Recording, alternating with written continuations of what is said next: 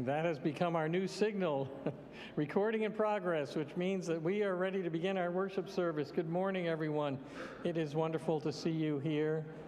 For all of you here in the sanctuary, for those of you who are at home or somewhere else remotely joining us via Zoom, let's all say hi to those folks. Welcome them into our service. It is wonderful to see all of you today, whether you are here or you are worshiping remotely. I'm looking for Chrissy Bushyeager, our Director of Religious Education, who's making her way to the front. Good morning, Chrissy. You don't have to run. It's okay. You needn't run. You needn't run. And we are joined today virtually by our UUCDC choir. You'll notice there's no piano and no musician this morning because the choir has prepared all of the musical offerings for us today that we will enjoy via the screen. So we are very thankful. They are now combining their rehearsal time on Thursday nights with recording time as well so that we can hear their music on Sunday morning and do that virtually until it's safe enough for them to come sing in person. Chrissy, you probably want to remind us about Yucky Pie sales and pickup, and so why don't you give us some details? Yes, thank you. When we are broadcasting on Zoom, we start on time, which is a real big difference for me. So I'm sorry for my tardiness. Yes, so if you ordered a Yucky Pie, and they were all pre-ordered, so we don't have any that you can buy this morning, unfortunately, but if you pre-ordered your Yucky Pie, they are available for pickup. Now, I'm not sure if they're setting up outside or in McLennan, but it'll be one of those two places, and I can be out there directing people, or we'll have some Yuckies directing you after the service. But don't leave without your pie if you ordered a pie. And that's all I have this morning.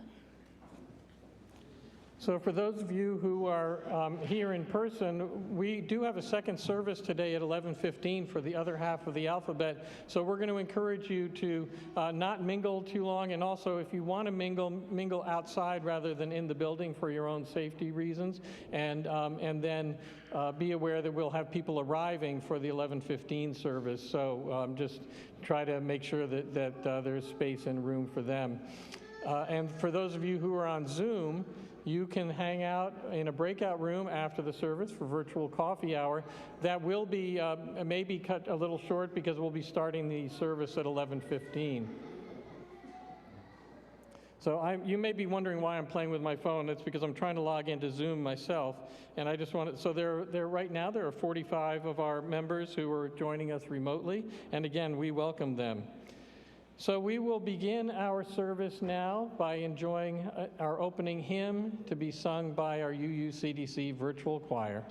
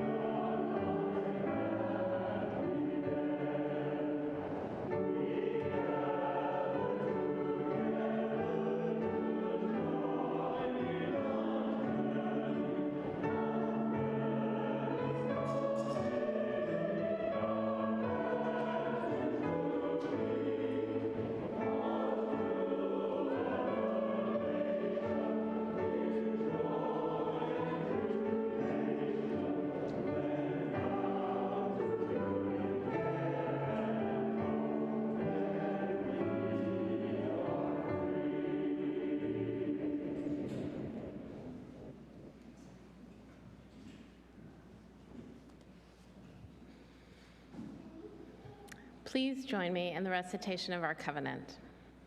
Enriched by our differences and joined together in search of meaning, we covenant with ourselves and each other to seek truth in a spirit of love, to strive for justice, and to serve others with a joyful heart. And now I'd like to invite Ginger Daly to come forward and light our chalice for us.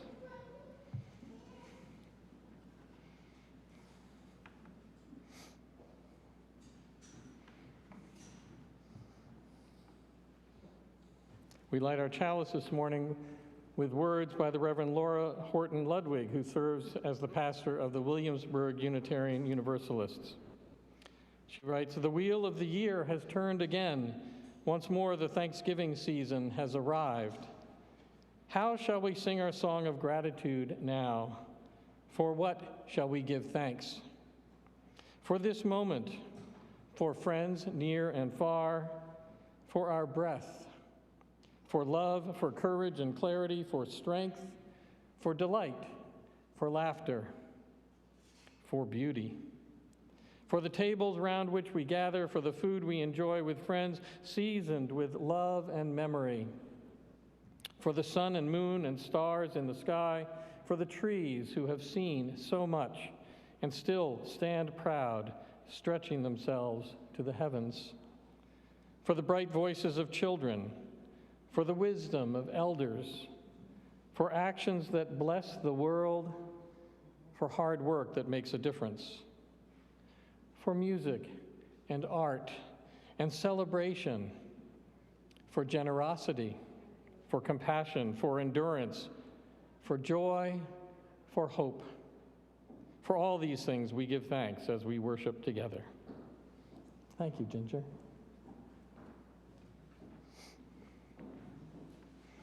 And now I invite you to move into a deeper place as we enjoy the music of our UUCDC choir and singing our centering song.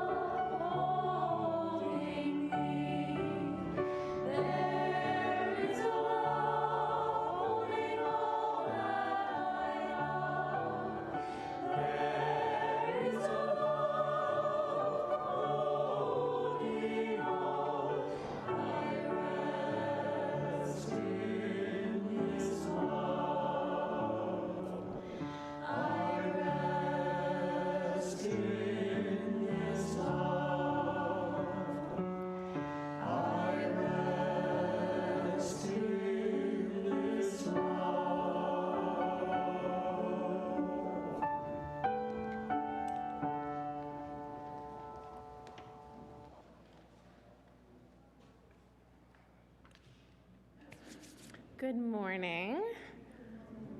Our story today is a Jataka tale by Dharmachara Nagaraja.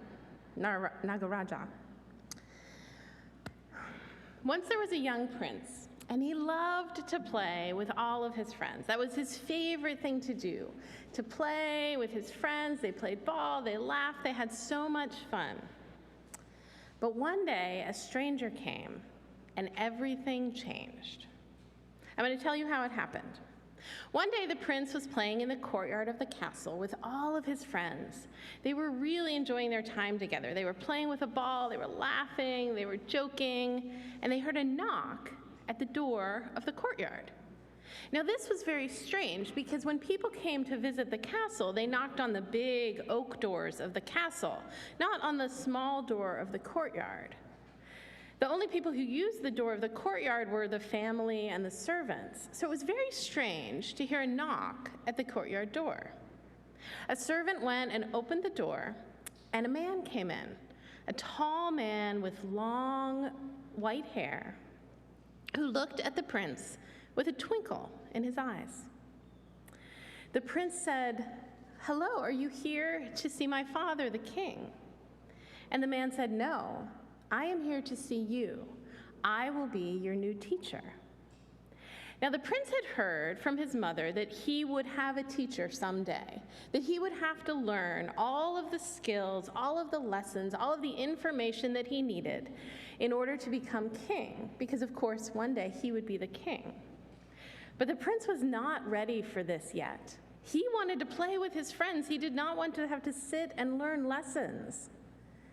But being an obedient boy, he took the teacher in to meet his parents. Later that night, the queen noticed that the prince seemed sad. She asked him what was wrong, and he said, "I'm not ready to have school. I'm not ready to have lessons. I want to stay and play with my friends. I'm not ready for this change." The queen understood, but she explained that he needed to do this, that this was very important. A king has many, many responsibilities, and there was much to learn before the time would come for him to be king. The prince said, "I don't want to do this. I don't want to grow up yet." And the queen said, "I understand, but that is the way of it." So starting the next day, the prince left his friends behind, and he sat with his teacher and he learned his lessons. And over time, he grew stronger and taller and wiser. He was a very good student, and he grew to enjoy the lessons with his teacher. He grew to enjoy that time together. One day, his teacher closed the book and said, "I have taught you everything I can. You are ready now, and it is time for me to go." The prince was not ready to say goodbye to the teacher. He had grown to love this man who had taught him so much. He said, "I don't want you to go yet." And the teacher said, "It is time for me to go. You are ready." The teacher left, and as everyone had predicted, the time came for the prince to become the king. By that time, he had grown older. He had married a princess from another kingdom, and together they had a daughter, a baby girl. One day, the daughter was playing, the princess was playing with her friends in the courtyard. They were laughing and having fun, and she was really enjoying playing with her friends. A knock came at the door to the courtyard.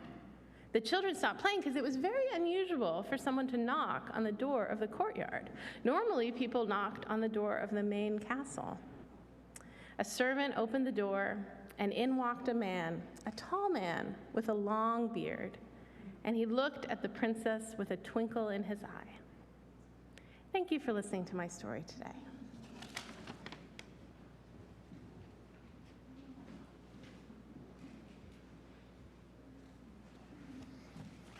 Thank you, Chrissy.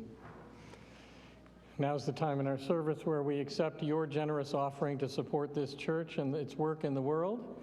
You may do that by using the text to give function. If you want to text the number you see on your screen here and the amount that you would like to contribute, we will gratefully accept your offering. We also do have an analog version of this, which is there are boxes in the back of the sanctuary near the doors if you wanted to drop a check in there on your way out after the service. Thank you for your generosity. And please enjoy the music again from the UU-CDC Virtual Choir.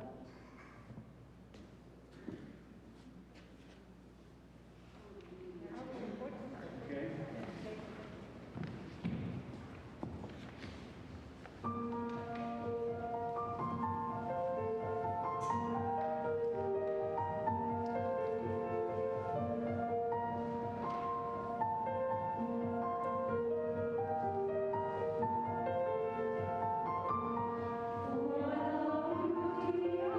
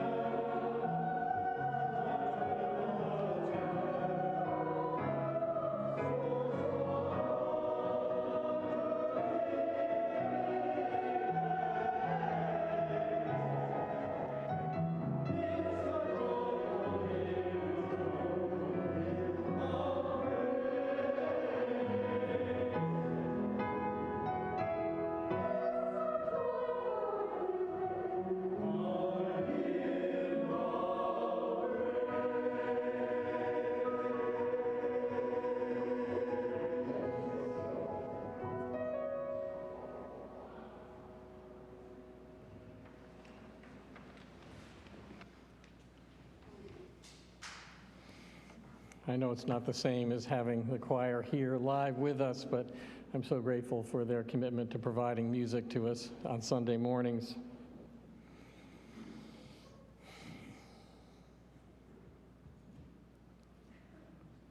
This is, in some ways, the hardest sermon that I've ever had to preach in this space.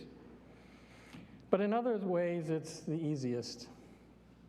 It's hard because this week I announced my plans to retire in June, and that has started our process of leave taking, of saying goodbye, fare thee well. It's hard because today is the last day that I will celebrate our annual pumpkin bread and cider communion with all of you. It's hard because this is the first of many lasts that we'll share in the coming months. Seeing Dennis taking pictures in the back here, I wonder how many pictures he's taken of me in this pulpit. There are quite a few. I didn't start out this gray.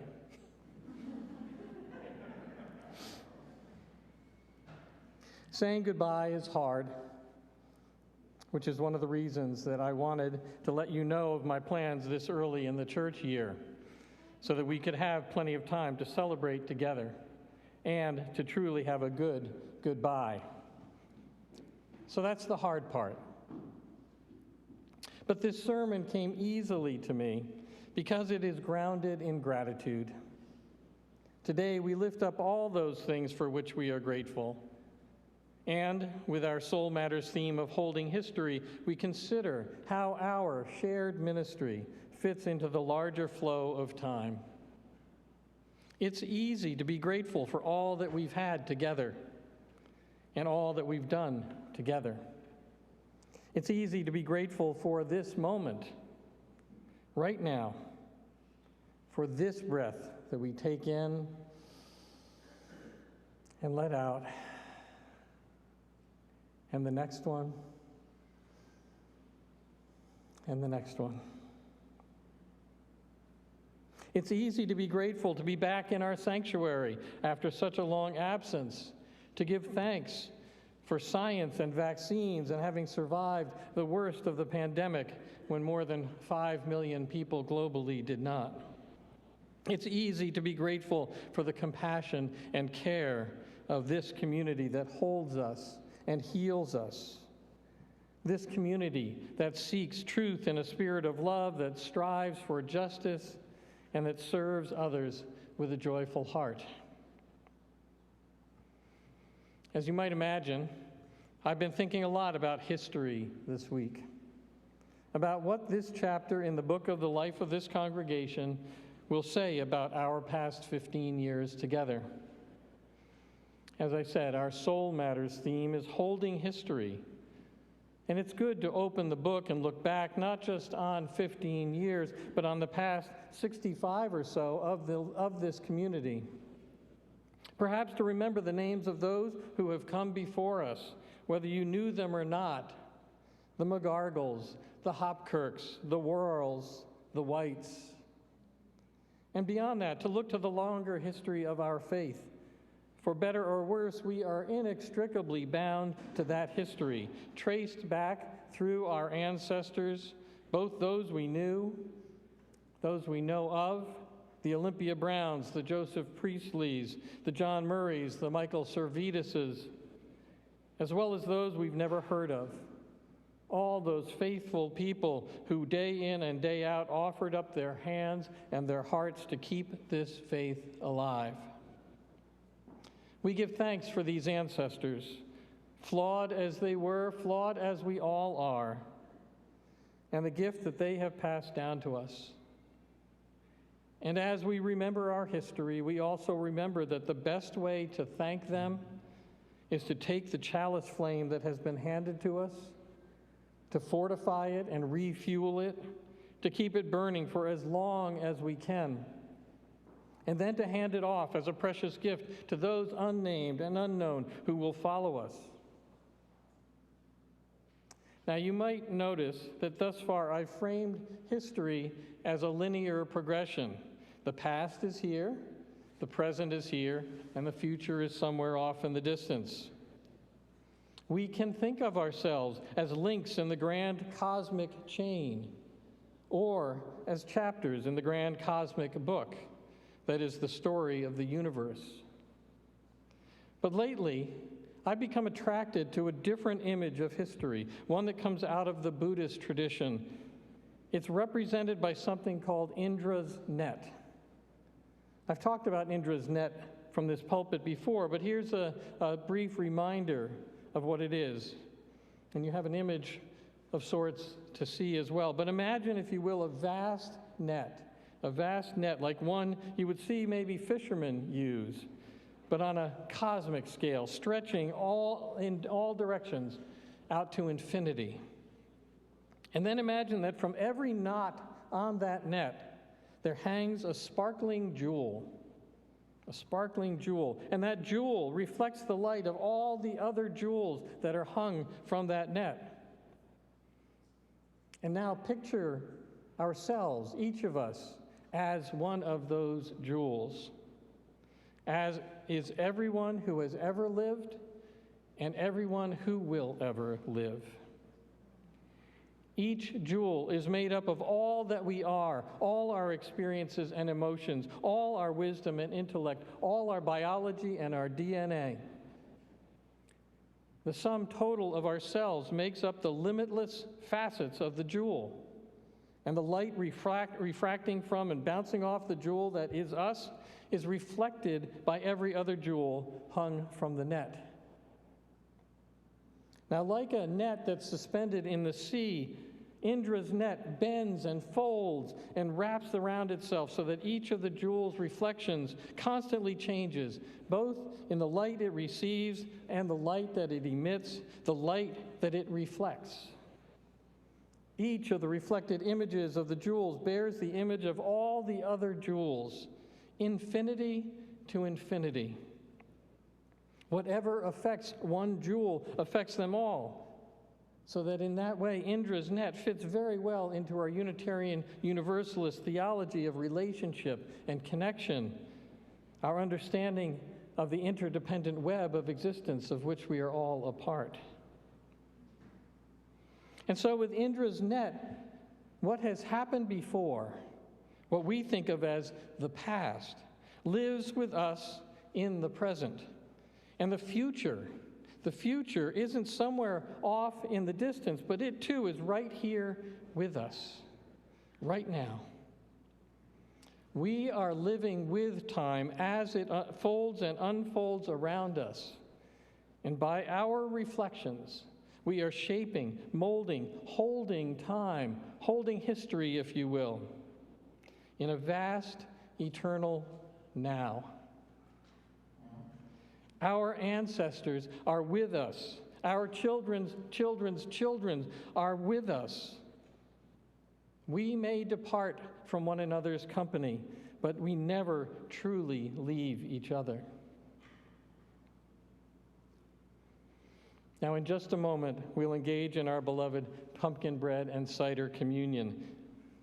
This ritual of gratitude did not exist in this place before I brought it here from my internship church in Augusta, Maine, more than 15 years ago. But now look at it. It's deeply embedded in our community.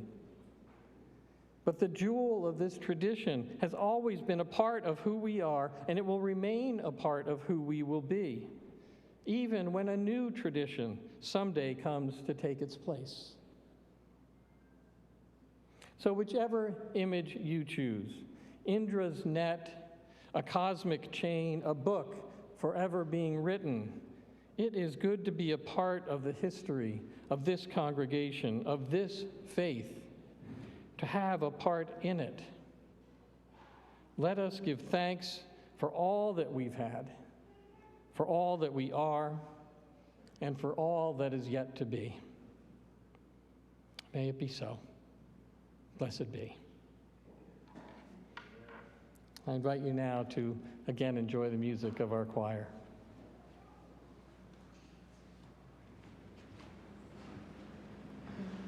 Listen to the voices of the First Nations. Ooh.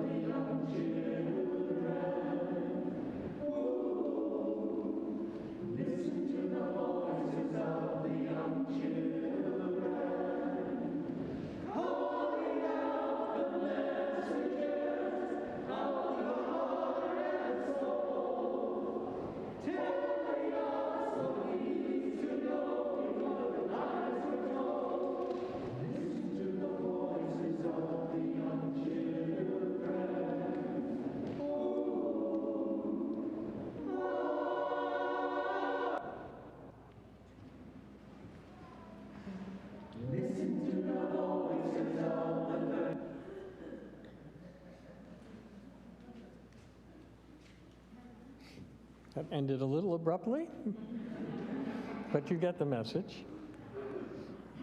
So before we begin our communion, just a couple of logistics. For those of you who are worshiping remotely, I hope you have something to eat and something to drink and have it handy and nearby so that when the time comes, you can join us in this communion.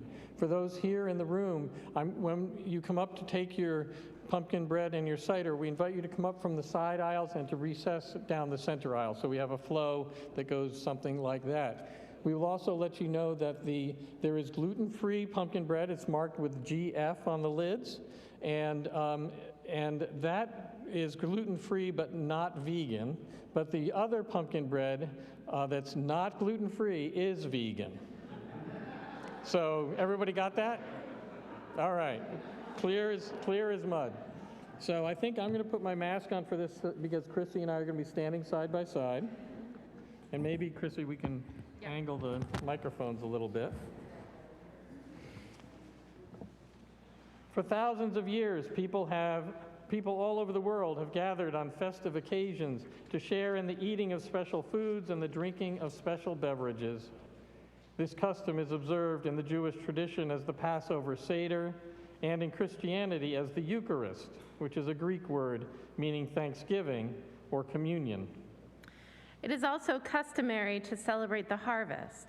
All over the world, countries and cultures hold harvest festivals and days of thanksgiving to celebrate and appreciate the bounty of nature.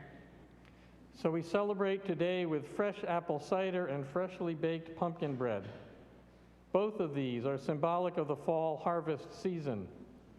And so we invite you to come forward and to take a piece of pumpkin bread and a cup of cider, take them back to your seats, and please wait until you are invited to eat and to drink. All are welcome to come to the table. Including anyone in Fellowship Hall. Yes, if you're in Fellowship Hall with kids or you are yuckies, come on in and take your bread, please.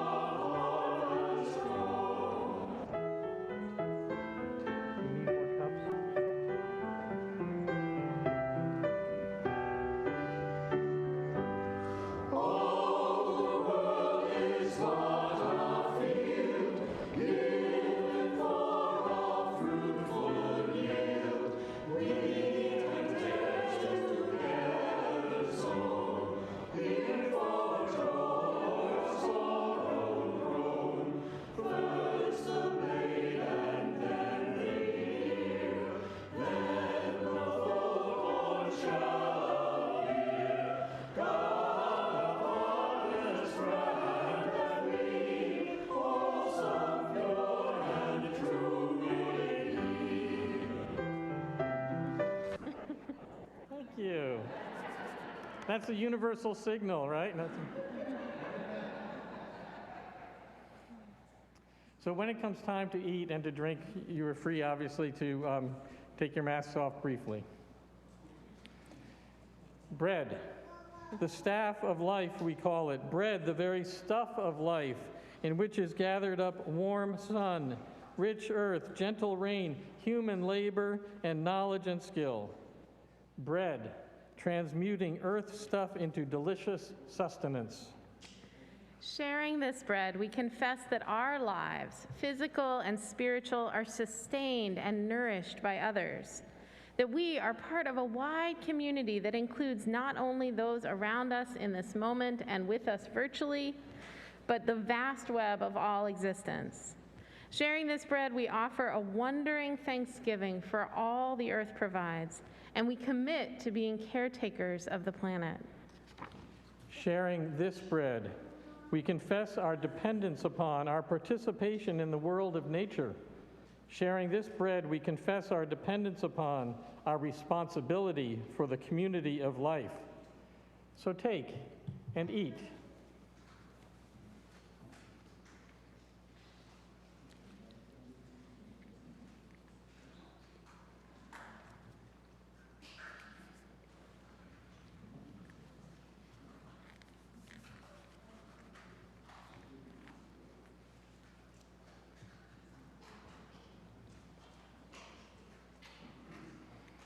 Cider, fruit of the tree, nurtured, tended, harvested, and pressed for us to drink.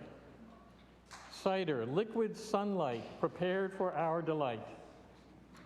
Sharing this cider, we remember people of all ages who have poured themselves into the search for beauty, for truth, for goodness and love. People who have brought us closer to each other, who have brought us closer to that great love that generations have sometimes known and named as God. Sharing this cider, we sing gratitude beyond utterance for the goodness, for the love around us and within us. Sharing this cider, we acknowledge that we drink from the same cup as all of Earth's children. So take and drink.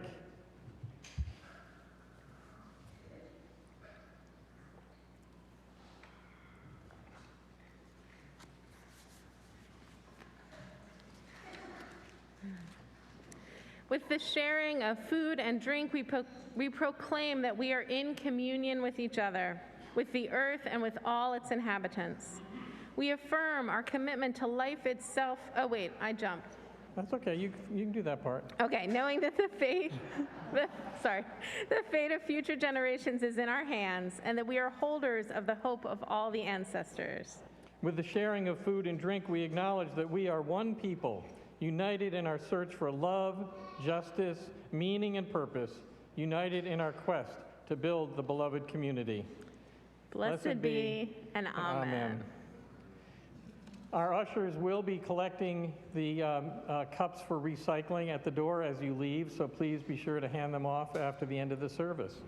And now we will enjoy our closing hymn once again from the UUCDC Choir.